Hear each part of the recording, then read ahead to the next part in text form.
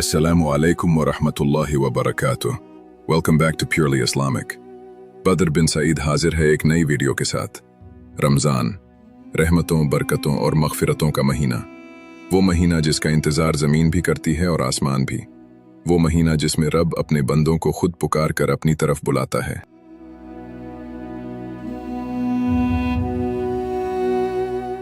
रसूल अकरम सल्लल्लाहु अलैहि वसल्लम ने फरमाया, जब रमज़ान की पहली रात होती है तो शैतान और सरकश जिन्नात को जंजीरों में जकड़ दिया जाता है। जहन्नम के दरवाजे बंद कर दिए जाते हैं और उनमें से कोई दरवाज़ा खुला नहीं रहता, और जन्नत के दरवाजे खोल दिए जाते हैं और उनमें से कोई दरवाज़ा बंद नहीं रहता। एक मुनादी पुकार कर कहता है, ए भलाई के चाहने वाले आगे बढ़, और ए बुराई के चाहने वाले रुक जा। और अल्लाह ताला हर रात कुछ लोगों को जहन्नम की आग से आज़ाद फरमाता है, और ये हर रात होता है। सोचिए, जब आसमान के दरवाजे खुले हों, जब जहन्नम के दरवाजे बंद हों, जब शैतान कैद हो, तो फिर हमें किस चीज़ ने रोका हुआ है? ये महीना सिर्फ रोज़ों का नहीं, ये महीना बदलने का है, लौट आने का है, अपने रब से जुड़ जाने का है।